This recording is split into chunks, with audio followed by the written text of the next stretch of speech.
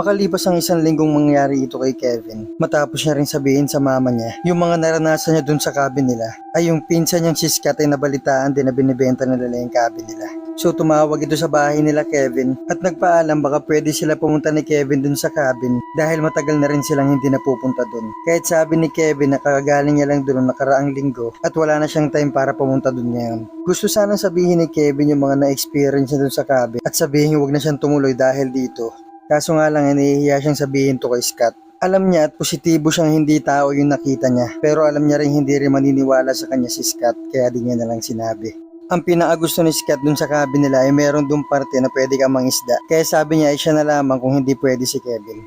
Makalipas ang 2 araw, pumunta si Scott doon sa cabin. Nung 2 araw na nandito si Scott ay sinadya siyang tawagan ni Kevin para kamustahin siya. Pero sa loob-loob ni Kevin gusto niyang malaman kung may na-experience ba si Scott kagaya ng mga na-experience niya nung gabi na yon. Pero sabi ni Scott ay okay naman ang lahat. Bukod sa may nakikita siya mga bakas ng paa dun sa paligid ng cabin nila, kaya tinanong niya na rin yung mama ni Kevin na kung may ine-expect ba silang ibang tao doon sa cabin. Pero sabi nito ay wala, hindi pa rin sila nag-e-expect ng mga buyer dahil hindi pa nila ito na ipopost sa real estate. Kaya binaliwala na lang ni Scott yung mga bakas ng paa. Iniisip niya baka mga napadaan lang na hiker o kaya naman yung ibang taong nagbabakasyon din sa kanilang mga cabin. At doon na sinabi ni Kevin yung mga na-experience niya nung gabi na yon.